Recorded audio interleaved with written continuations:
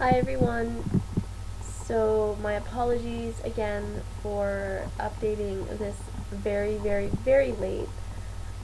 This will be the Lughnasad story, the completion of the stories of the Sabbats that I've been doing, and again my apologies for it being so incredibly late.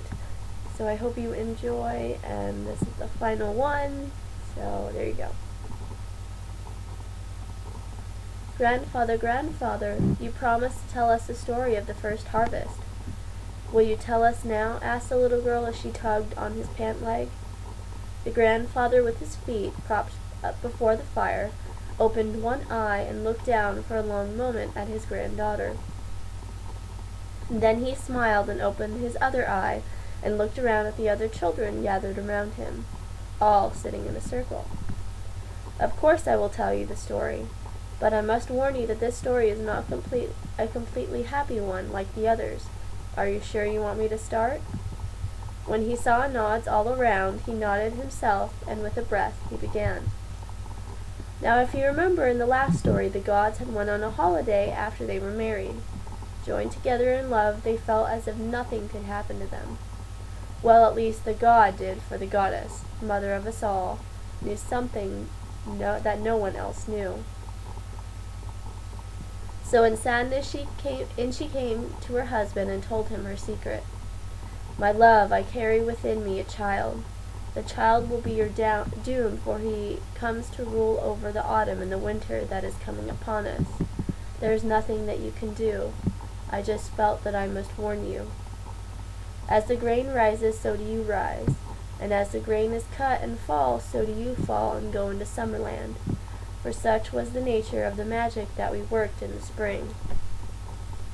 The god then smiled and told his love that then they must enjoy the bounty that, while they could, had come to them so far. They would gather together and feast and play games of skill. So they gathered people for days' walk in each direction, and called the fairies from their hidden homes, and the games were played in honor of Talta, the aspect of the goddess that governed fertility. For that is what they were celebrating with these games. They played and challenged each other to increasingly more difficult tests of skill for 2 weeks, while the Perseid meteor showers played in the sky above them. But when the 1st of August came upon them, the goddess entered into birth. The birth was difficult, for you see the Holly King was coming, and he was nearly completely formed and grown. But finally, as dusk fell, the Holly King came forth armored and ready to rule his half of the year, for he had been told this after the death of Yule by the goddess herself.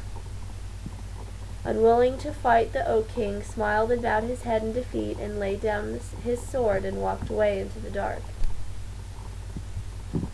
Then the Holly King turned to his mother and wept, for that he saw he had aged her.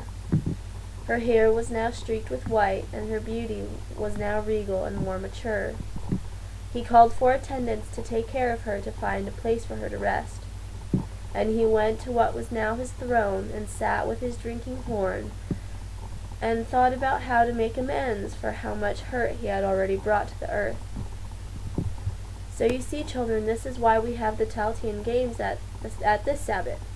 Of course, we only have 1 day, for who can last as long as the gods and the fairies? Now, hey, you there, little one, don't cry. Why? Well, you don't remember the story of Yule, when the Oak King comes back to take his turn to banish the Holly King back into Summerland? See, now, that is better. No tears, because with the god's sacrifice we have grain to eat and all of the bounty of the earth. Now go play, dear little children, and let me rest from all this storytelling.